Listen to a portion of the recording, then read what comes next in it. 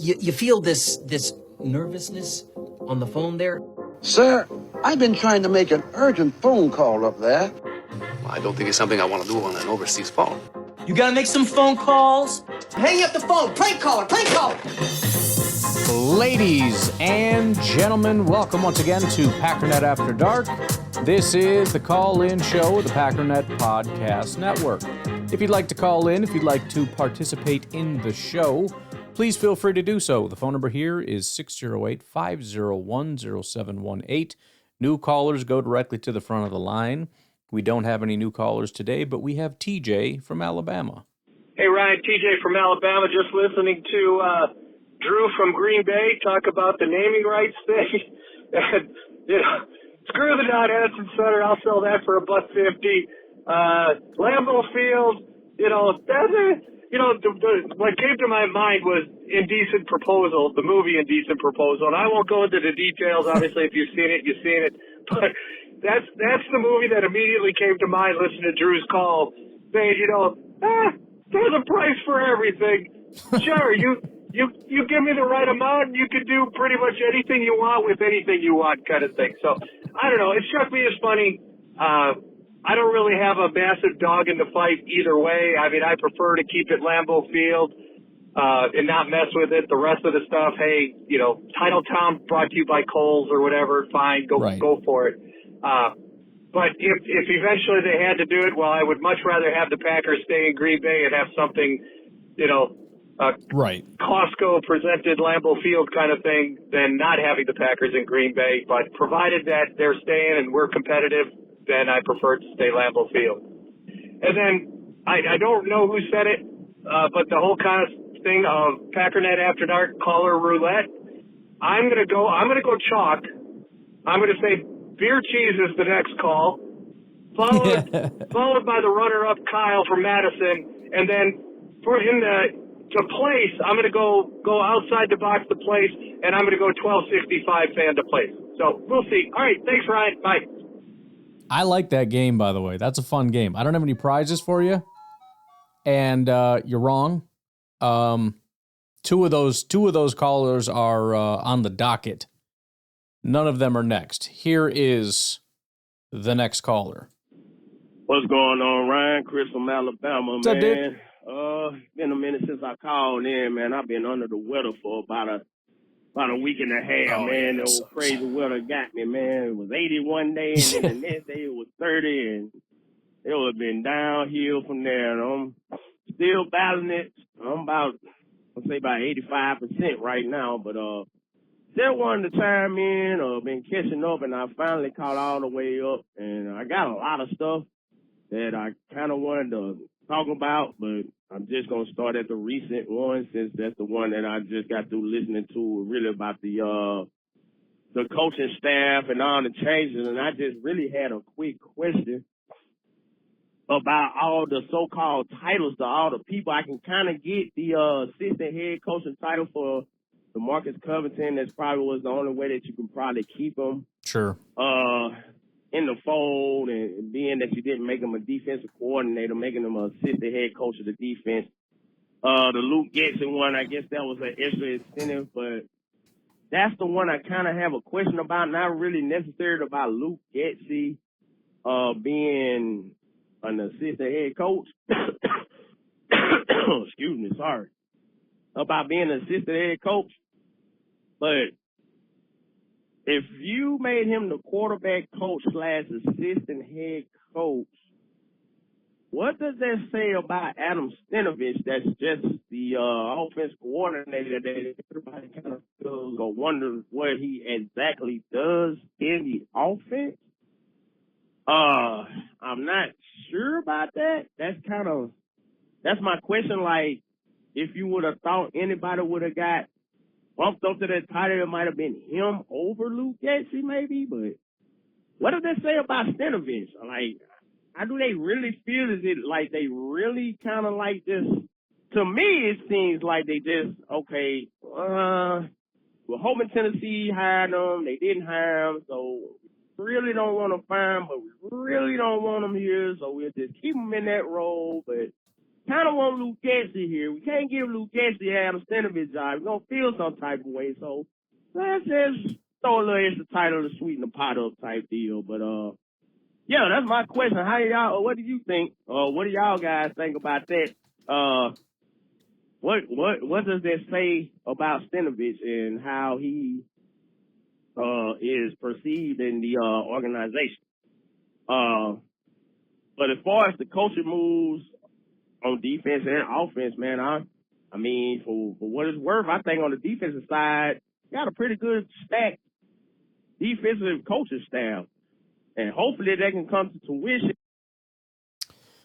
We'll get to part 2 here in a second. I'll say this. Every once in a while, you guys will call in and mention something that I'm sort of embarrassed that I didn't think of it. It never even occurred to me, and I don't know why, that Luke Getsy was given the assistant head coach job. To be fair, that I guess goes both ways. I mean, Jonathan Gannon is not the assistant head coach, so I guess I would just kind of chalk it up to I don't know exactly what that means. I mean, you know, I get usually my expectation of what that is it's just kind of a pot sweetener to keep a guy. And that may be all it is, but the fact that they did it for 2 different guys, it seemed like Covington was not getting job offers.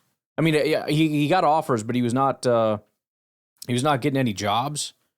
So I don't know that we needed to do that. I really doubt that we need to do that to keep Getsy around. I mean, maybe, but I don't think so. I guess where my head would be at, and I don't know, is that they've kind of identified maybe a role that let me just put it this way. The role that was given to Rich Bisaccia is now being split between Getsy and Covington. And that role, even though I'm skeptical of it or whatever, essentially was to be, I don't know even how to say it, but the leader of the pack in some kind of way. I don't want to say just like motivator or anything, but something to that effect.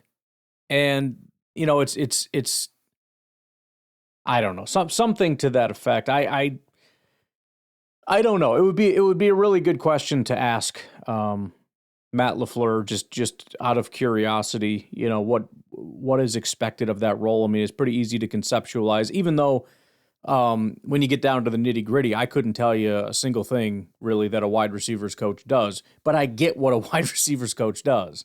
You know, a big picture, it's pretty straightforward and obvious. Yeah, I would be kind of curious. And you know, is it player focused, which I would guess that it is, or is it more you know, higher level?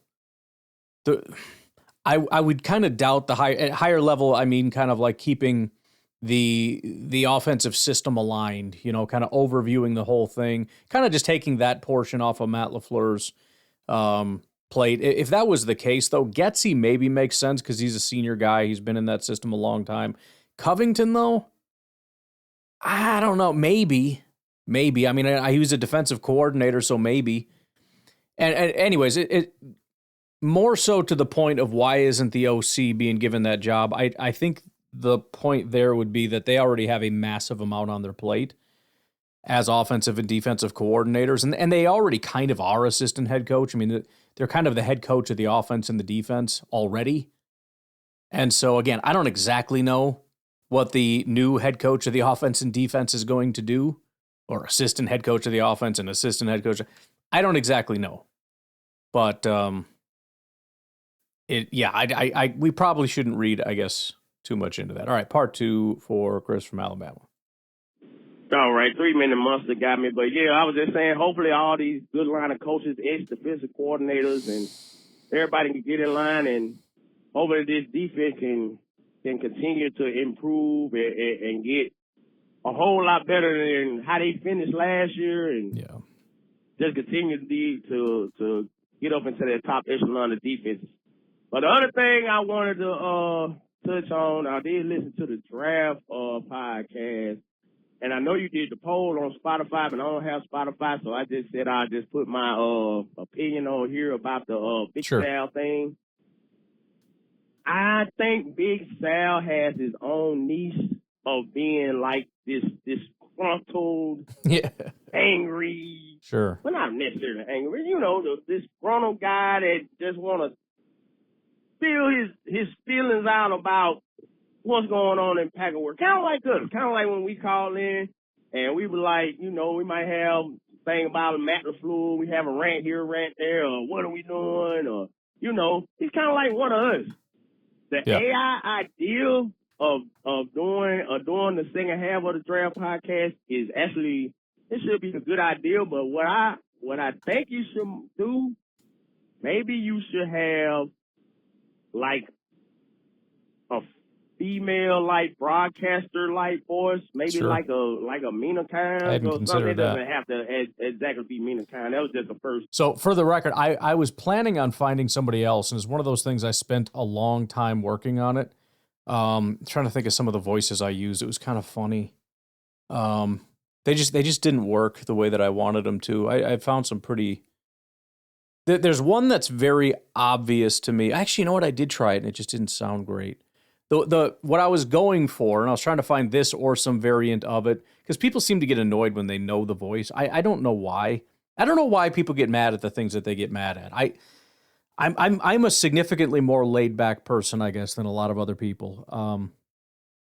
I don't want to call people out specifically, but there's certain things that I find to be like quirks of the show, like the cricket, like you know, my phone going off, Alexa going off. Like, these are fun little goofy quirks of the show. And occasionally something will happen and it's just like, this is so unprofessional. Like, what is like, I didn't think of it as unprofessional. I thought of it as like, we're hanging out, having fun. You know what I mean? That's kind of what the show is. We're goofing off. We're having fun. We're having a good time. And that's kind of the way it is across the board. Like, nothing's that serious. Everybody takes things so damn serious all the time. I'm goofing around, man. Everything is for fun. It's not to say I'm not trying to put out a good product. I work very hard on this. I promise you. I work very hard on the content and information that I find, not just the quantity, but the quality, and trying to make sure, you know, I'm the one driving what Big Sal's talking about and editing it. And I know I miss a couple things here and there, whatever. That's my bad. I mess things up when I talk too. It's not just an AI thing. But anyways, I was going for John Gruden. I thought Gruden would be freaking fantastic for something like that. Somebody that's just real excited and animated, man, you know, talking about all these guys. And I don't know, I may try that again. I kind of got away from it because I just feel like everyone's getting all pissy about the AI thing. Not everybody, but it just the ones that are annoyed are the ones that are going to be the loudest about it and screaming about it. And it doesn't take me that long to do it myself. I just feel like that's where I'm at my weakest, when I'm kind of just reading things. It doesn't sound good. I don't know. I just, maybe it's just me. It's a self-conscious thing. I don't know. But the thing that AI does well is when you take all the information and you give it to it, its ability to kind of digest it and then lay it out in a more beautiful kind of a way, as opposed to reading like a list of things. That's where I kind of thought AI would excel. As opposed to that's my weakness and its strength. Whereas obviously I have strengths in other areas and it would be weak in those areas or whatever. So that's kind of why I initially wanted to do it. Because I don't know. It's not that I don't like doing it. It's very easy. I feel like it's not great quality. Again, I'm trying to put out good stuff. I like what I do. I feel like I do, for the most part, a pretty good job. That's an area when I have to read things where I'm like, this feels bad. I don't like it. You know, I could, you know, spend a lot of time reading it and learning it and studying it so that I can just speak fluently about it. But I'm just not going to take that amount of time. You know what I mean? That's kind of like doing it 2-3 times in a row. I'd rather just do it in one shot where I'm learning as I'm telling you. But anywho, Then you know and I didn't see a lot. It was, I don't know, I think there was only like 2 or so, but it all just said I should do it, and then somebody else said I should do it, and somebody else said they wouldn't listen anymore if an AI did it, and whatever, dude. I'll just do it. I'll just freaking do it. Whatever, it's fine. Like I said, it saves me money that way. But maybe I'll try that. Maybe I'll try like a Mina Kimes. Maybe that'll take some of the edge off too, because a lot of guys are, you know, even if it's AI, that might be a little bit more genteel toward a female voice. I have no idea.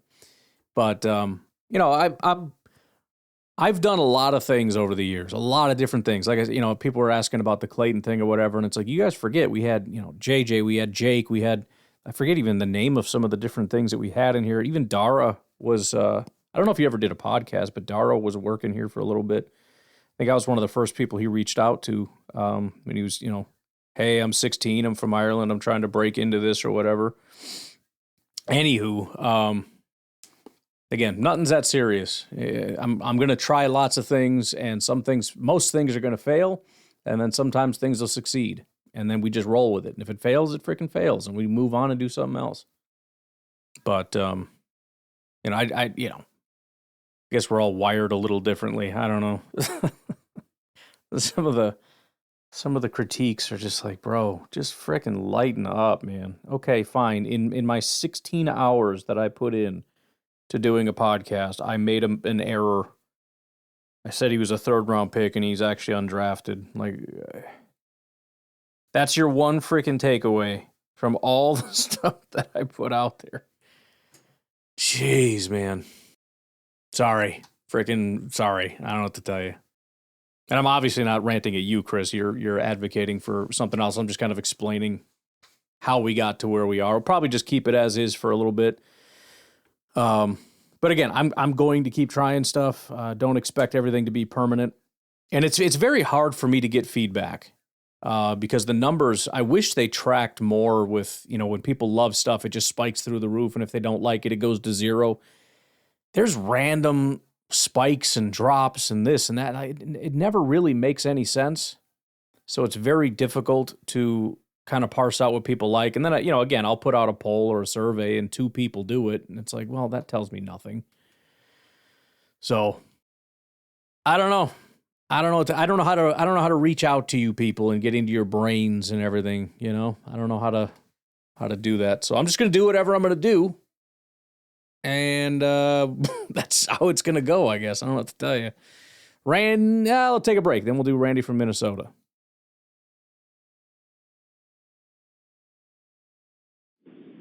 Hey, Ryan, it's Randy in Minnesota. What's up? Just want to make a comment on this whole naming rights at Lambeau Field. Man, if it means the Green Bay stays and the Packers are able to stay in Green Bay, I really don't care. Sure. I mean, let's face it, they're already selling the Packers official cheese Sargentos, the Packers official snowblower Aaron's, and Quick Trip are involved, and so on and so on. So to me, it really doesn't make a difference. I know, you know, was it GEHA at Arrowhead? No one calls it that. They call it Arrowhead. The same with Mile High. You know, it's a non-issue to me for what it's. Well, and I think most people, and that's kind of what TJ was talking about too. I think most people would be much more okay with that. I think the concern is some stadiums. It's not like, you know, what it is. It is just this stadium. Like, it's not Lambeau Field anymore. It's Quick Trip Stadium. Quick Trip Field. You know, that's the name of the stadium. You know, the Acrisure Field or whatever. People might refer to it used to be called XYZ, but it is just called that. I mean, yeah, the stadium names here: Acrisure Stadium, Allegiant Stadium. You know, Arrowhead. It might have something attached to it, but it is Arrowhead. AT&T Stadium is AT&T. Bank of America Stadium. Caesars Superdome. I mean, that one might be because it's like the Superdome. You could just leave off Caesars, I guess. So like you said, Empower Field at Mile High. That one's a little bit more middle of the road because most people, again, they're just going to chop off the first part. Now, it's still going to feel like sacrilege, But I do understand that point if it was Miller at Lambeau Field or something. Harley's Lambeau Field. That would be a little bit more palatable. But you keep going through Everbank Stadium. What is that? Like, what? That's the only name that the Jaguars have. Ford Field for the Lions is Ford Field. Gillette Stadium, Hard Rock Stadium, Highmark Stadium, Huntington Bank Field is the Cleveland Browns Stadium. What the heck is, I don't know. Like, you know what I mean? Like, what do people call it outside of that? Levi's Stadium, Lincoln Financial Field, Lucas Oil Stadium, Lumen Field, M&T Bank Stadium, Mercedes-Benz Stadium, MetLife Stadium, Nissan Stadium. It's so much worse than I thought when I'm reading through this. I didn't realize how bad it is. Northwest Stadium, NRG Stadium, Paycor Stadium. I didn't even know these things. Raymond James Stadium, SoFi Stadium, Soldier Field is still a thing, but apparently that's probably going to be changing soon. State Farm Stadium and U.S. Bank Stadium. So most of these stadiums, it is not like a name attached to their stadium that they still call it something else. It is just, this is the stadium name. That's it. Like, what do they call U.S. Bank? What do they call the Viking Stadium? It's U.S. Bank. That's what it is. There's no other name. The other name has been wiped out. So yeah, maybe if that were to happen, it would have to be, I shouldn't say it would have to be, but something like, which again is very rare. It's like the one that I found. I don't know. I don't know what it is. But yeah, again, like Harley at Lambeau Field or something. Hopefully, though, they just don't have to do that, and they can focus on giving away naming rights for other things. Put a freaking I don't care if the Packers look like a NASCAR driver. You know what I mean? I mean, I guess I care, but whatever. Put a couple patches on them. That's got to be worth a ton, right? They already do that all the time. They're wearing this patch. They're wearing this patch today. Now they're wearing this patch today. Whatever. Let them put a patch on their thing that's Freighter Health or something. I don't freaking care, and they get $1 million for it. Where I draw the line is no dome. Absolutely never put a dome on Lambeau. But to me, bring the money in, that's fine. I do think they're going to have to look at some kind of a salary cap for owners on what they can spend with everything outside of the players. That's the only way this league's going to stay competitive and balanced. And I think that's what the league wants. Yeah. And funny side. Well, and again, it makes sense. What is the point of the salary cap? It's the exact. I mean, if you're not going to cap the other thing, then I don't understand the philosophy behind the salary cap, right? We don't want that like unfair disadvantage because of rich owners, right? Well, we clearly have an unfair disadvantage over here because of rich owners, do we not? Okay, then. So what is even the debate? Side note, I kind of got into it with a Bear fan. I know I shouldn't have, but it was so easy. They were laughing, we beat you twice, got you in the playoffs, Anyway, and I just looked at him. I said, dude, you do realize your quarterback paints his nails and your head coach took his shirt off in a men's locker room for free wieners? Yeah. What does that say about you guys? Come on, man. Think about it. It shut him up. They turned around, walked away, head hanging low. So, yeah, I was just like, I can't stand these people. Anyway, that's all I got. Go Pack, go. Bye. Yeah, it's a serious. I know that they would never admit it.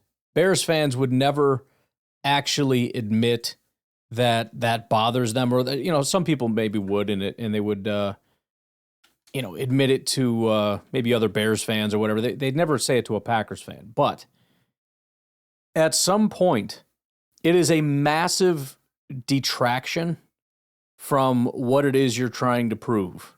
You're very proud. Proud of what exactly? If you don't mind my asking, what is it you're proud of? Because this is pretty freaking embarrassing. Like for everything you have to be proud of, This is freaking awful. This is terrible. So, yeah, you're proud of this. You know, and of course, oh, how dare you? You paint, bro, shut up. It's weird. It's weird and it's stupid. Okay, what like what? I'm supposed to pretend that like feminine things are like totally like it's fine. Like it's just as good as masculine in football. No, I don't think so. I think there's a preference. Okay? Between hyper masculine and hyper feminine in football. That's all I'm talking about here. You can have any discussion outside of it you want. Granted, it's weird no matter where you go, but whatever. In a NFL football locker room, the leader of these group of men that you're going to lead into battle paints his frickin' nails like a little girl. Okay? I'm not going to pretend that isn't stupid. It is. And it's embarrassing. And it's shameful. That's what it is. And there are people in the locker room that feel that way. And there's a massive portion of the fan base that'll never admit it, but they feel that way. There are coaches and people in the front office that feel that way. Nobody will say it, but they absolutely hate that he does it. And for good reason. But you know what? If you can win, it'll be fine. But when things start falling apart, it's little things like that are going to lead people to go, I never freaking liked this guy. I never wanted this guy. Get him out of here. You had better be, same with the head coach, ripping off your shirt for freaking weenie dogs. You know what I mean? Cool, bro. That's great. But you know what? When everything goes, this is always how it goes, by the way. When everything's good, everything's endearing. You know, oh, that's so funny. He's so, it's like, and this works for guys or girls, but I'll say it from a guy's perspective because I'm a guy. You'll see girls, right? You know, when you're going to school, high school, college, whatever. And if the guy is unattractive, everything he does is unattractive, right? He's so quiet. He's so weird. He's so creepy. A good-looking guy will be quiet, and it's like, well, hey, he's so mysterious. He's so wonderful. You know what I mean? That's how it is in the NFL football world, too. When you're a weird freak, but you win, you're funny and you're quirky, like the head coach out in Miami was, right? Oh, man, he's so crazy, isn't he? And then when they started losing, it's like, what is wrong with this guy? He's a freaking weirdo. Get him out of here. Like, roll your pants down, stupid. You look like an idiot. Are you on crack? I think you're literally on some kind of opiates or something because you're acting weird. So this group right here, when they start losing, and they will, everyone's going to look at polls and go, what were they doing? That guy sucked, and he always sucked. When they start losing, they're going to look at the head coach, and they're going to say, what a freak show. That was a terrible hire. The guy's a wacko. He's psycho out of his mind. And you know what? He's a jagoff. The way he treated LaFleur, the way that he acted, that was a terrible thing to do. He's a terrible leader. And when the team starts losing, everyone's going to look right at the quarterback and say he was never that good. He was arrogant. He was full of himself. He isolated himself from the locker room with some of his antics. He was divisive. This is what's going to happen if they don't continue to win and win and win and win and win. Because when you win, you can do whatever you want. You can say whatever you want. You can be whatever you want. And everyone's just got to shut up and get in line because you win. You dominate.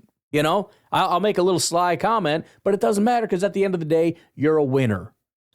And so you can do whatever kind of bull crap you want. But if you don't win, if last year was a little bit of a fluke and you start losing, this thing's going to unravel so fast because you're freaks and you're weird and nobody likes you, right?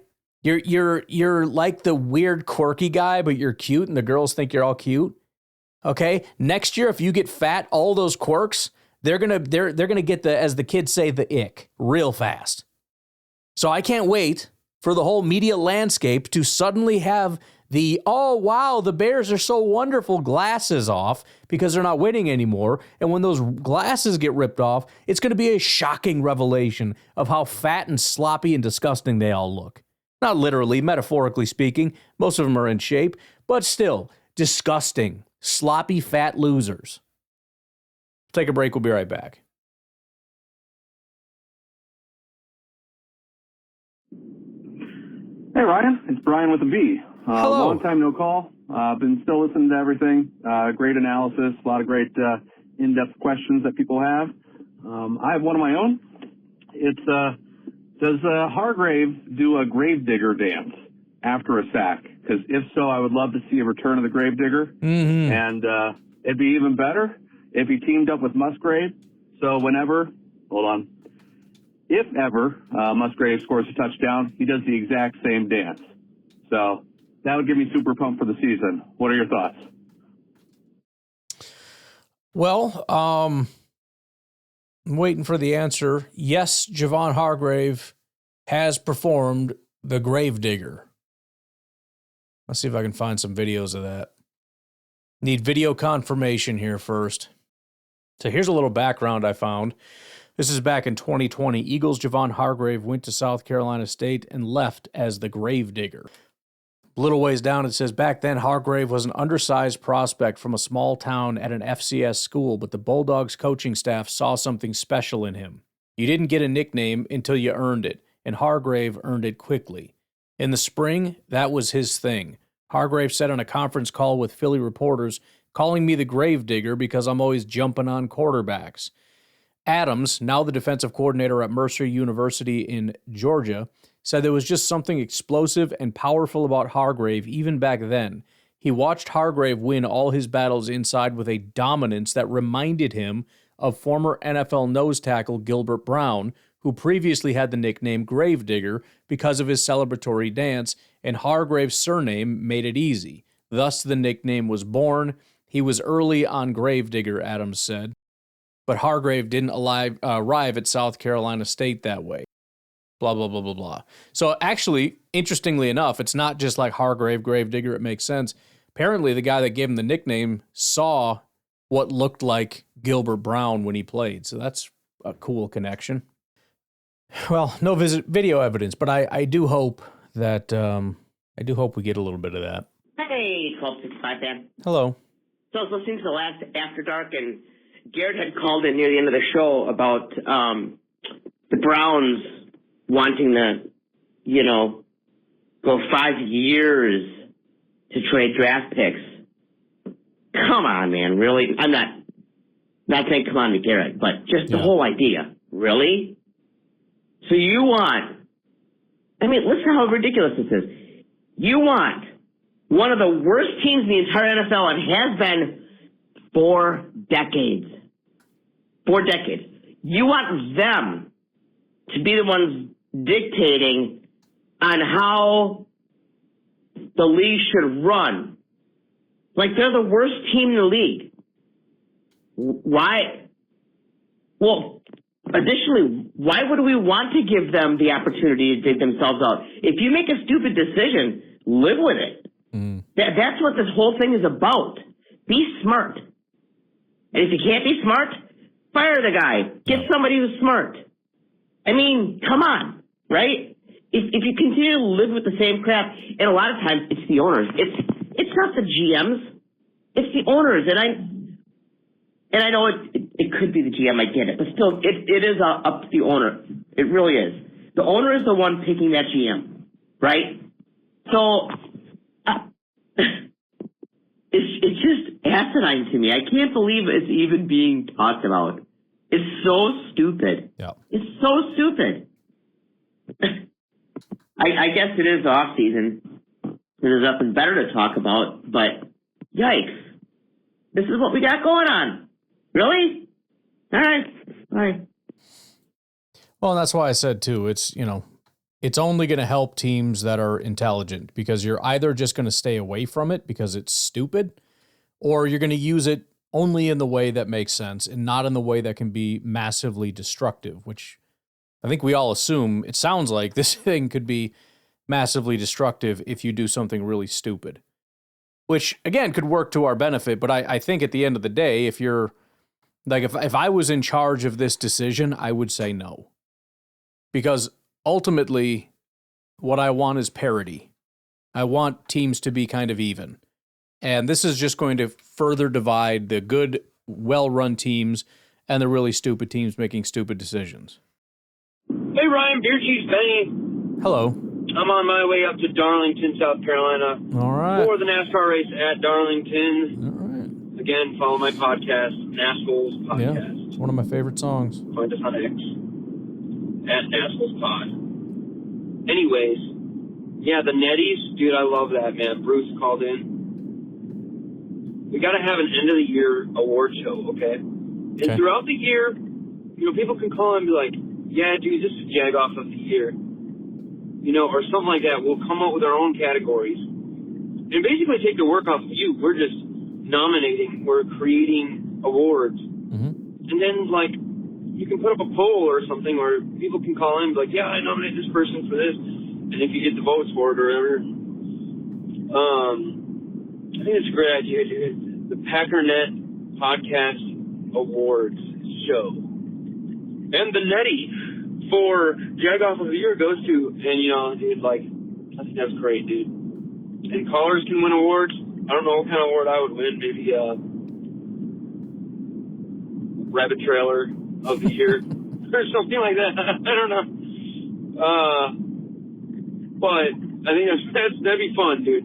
Yeah. We should make it a thing. And I know we kind of are making it a thing, but I think, yeah, again, we can make it easier on you by just nominating and creating awards throughout the year, and then at the end of the year, people can call in for their nominations. So let's make that happen for 2026. And to be honest, I mean, it kind of sounds like good off-season content. I mean, we could make it like an end of the off-season kind of a deal, you know what I mean?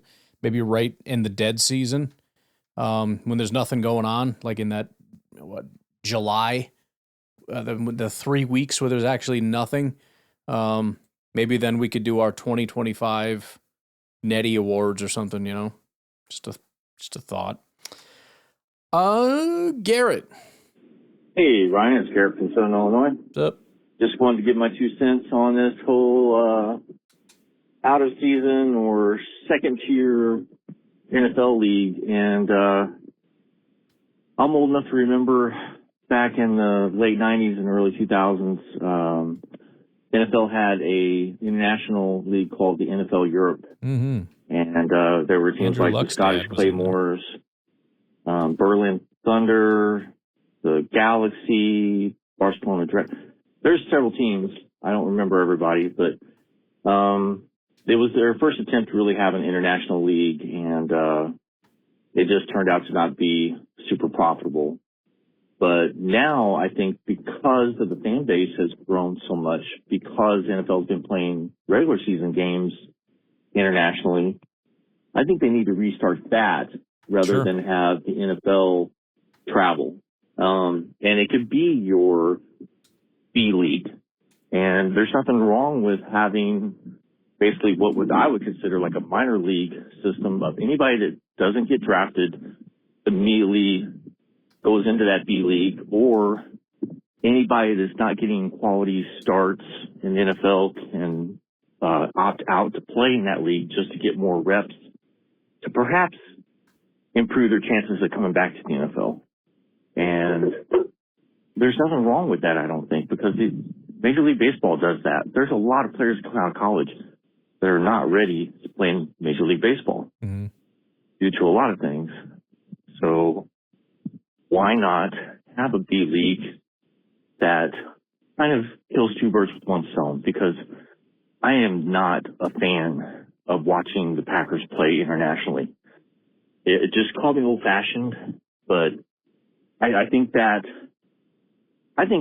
money needs to stay in the United States, for one. I think the cities that host the teams deserve to have that economic boost. So I want to see that stay here. Let the B leagues grow and see what comes of it. And if you have to, then let those teams develop into their own to where you're almost playing like with World Cup soccer. You have just every 4 years, you have teams playing each other or playing the NFL for, an NFL Cup. But I'm just not a fan of the international travel and what that does to the players, because I just don't think it's good for them. To be honest, I think it just throws them out of sync. So there's a lot of reasons why I just don't like to see them travel long distances. So that's my 2 cents. I think functionally it's kind of the same as what everyone else has been talking about with sort of getting the next, the B league. You're kind of advocating the same thing, but instead it's more of, rather than like a Packers secondary team, it's, a handful of just new teams that are their own team, and it's the NFL and all that stuff. Functionally, I think the reason why they're not going to do it is because we're taking away from the main idea, which is additional profit. Now we have to pay, let's just say it was 20 teams. We got to pay 20 coaches. We got to pay, hundreds more players. We got to, expand all these different things. At the end of the day, the international stuff is making everybody more money, including the teams. So going to the owners and saying all that additional overseas revenue, we're taking that away from you and we're going to give it to some European people over here. The money that is brought in to the NFL now has to be spread across even more teams, even if it's less so. So I don't hate. At first I misunderstood what you were talking about, thinking you were saying kind of just expanding to a well, I don't know, but at first I didn't like it because I thought, well, I'm not going to watch it, just like I wouldn't watch the XFL because I don't care about those teams. But who cares? Because what matters and what they need is to have allegiance with the Europeans, the Germans taking to the German NFL team and the English taking to the English team or whatever.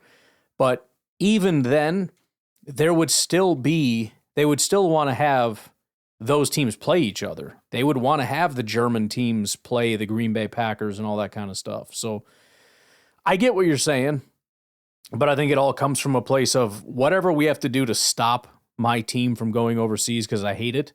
And I think that although it makes sense, and I think most, the Packers have been pretty vocal about.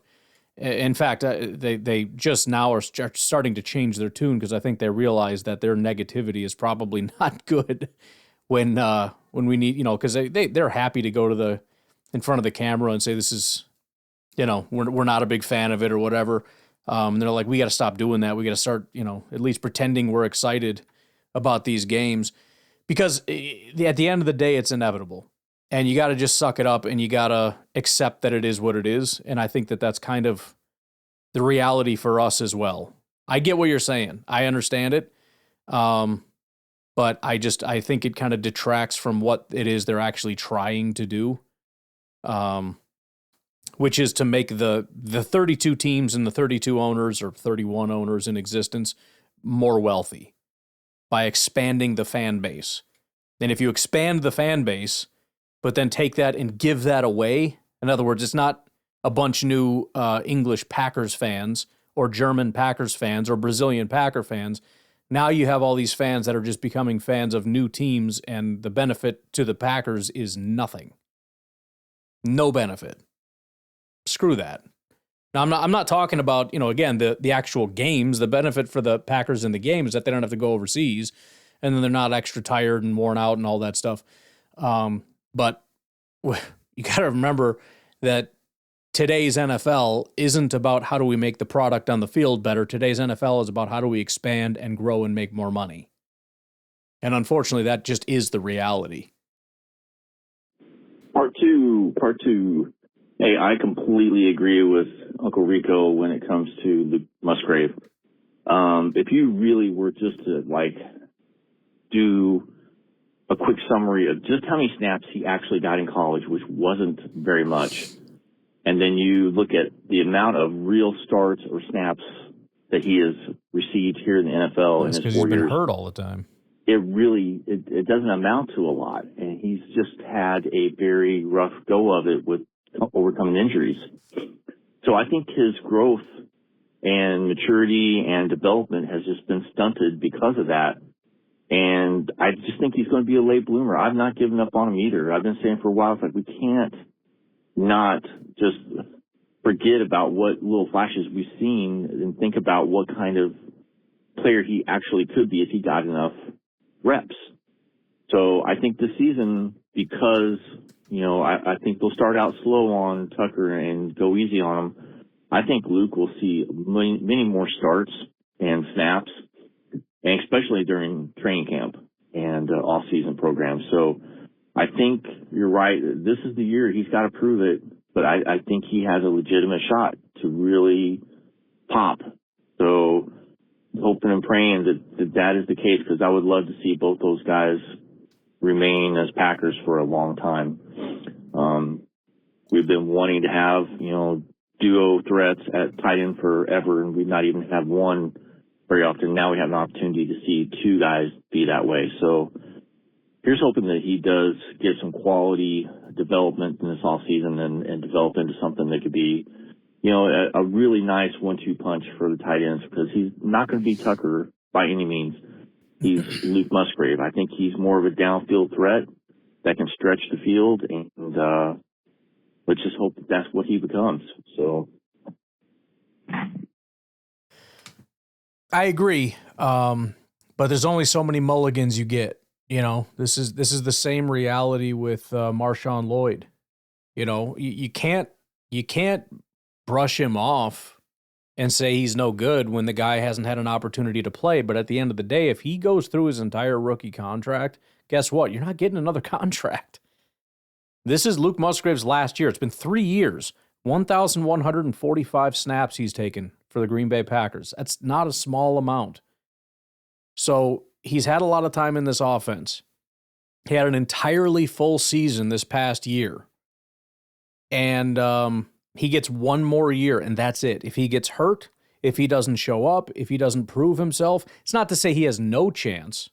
It's possible he gets some small contract or something, but he gets one more opportunity genuinely to prove he can be that number 2, because if he can't, again, he may stay, but he's not going to stay under a big contract that guarantees you any kind of longevity. He's going to stay only under the assumption that we can't find somebody to replace him. And while he stays, it is a priority to replace him, because we want somebody that fills that role. And by the contract we gave him, you can see we know that he's not that guy. So, again, I have been a Musgrave fan since day one. I like Musgrave. I've been hyping him up all day long. I want it desperately to be a thing. I think reality is kind of what it is, in that, again, he's got one more shot, and he's, been to bat 3 different times. And the odds that he's going to hit it out of the park this time, it's not impossible. But it's also not great. So, and obviously, it doesn't help that Tucker's there. He's saying he's going to start week 1. I hate that everybody overestimates every football player is basically like Elon Musk. It's like, oh, it's coming out next week. And then 4 months later, like, didn't you say like this thing was getting released? Like, oh yeah, it's coming this week. Like, no, just stop saying things, dude. You drive me nuts. But no, with Tucker on the field, it's going to make it harder. Tucker and Christian and Jaden and all it's a crowded room. A lot of people, a lot of mouths to feed. So he's going to have to go way above and beyond, especially since he's not really a blocker. So you have to be a premier receiver. But also, I mean, the reality is it's not just because he has one more year doesn't mean the Packers aren't going to look in another direction. It's not impossible that this year in the draft, they find a guy that fills that role of a Luke Musgrave type, and they go grab him. And let the chips fall where they may. If Musgrave's that dude, awesome, great. But we got another guy too that we're gonna kind of try to develop and whatnot. But if he doesn't, well, we don't need to keep you because we now have this other guy. All right, I'm gonna get out of here. I hope you all have a good rest of your night. I will talk to you tomorrow. Oh, by the way, as I said, I was going to announce this on all the shows, just so if you hear it a bunch of times, whatever. I don't know who listens to what show or whatever. The decision on my big board that is over at NFLDraftGrades.com, link is in the description if you want to subscribe to it. Very detailed on different prospects and whatnot. The decision that was made executively is that it is no longer my board, it is our board. And by that, I mean me and my son are going to tag team this thing. I'm going to migrate over his grades into my board. He's going to essentially serve as the scout for me. He's going to focus on the grade portion and kind of doing all that stuff. And I'll see about getting him on the podcast as, was it you, Garrett? I don't remember. Have been talking about, but kind of getting him on to talk about what he's seeing from some of these guys and why he likes the guys that he likes. And so anyways, he'll handle the grades. I'm going to handle the notes, the scouting reports and all that kind of stuff. So hopefully we can kick this thing into overdrive and start to really bring this thing together. So anywho, I'll talk to you later. Bye-bye.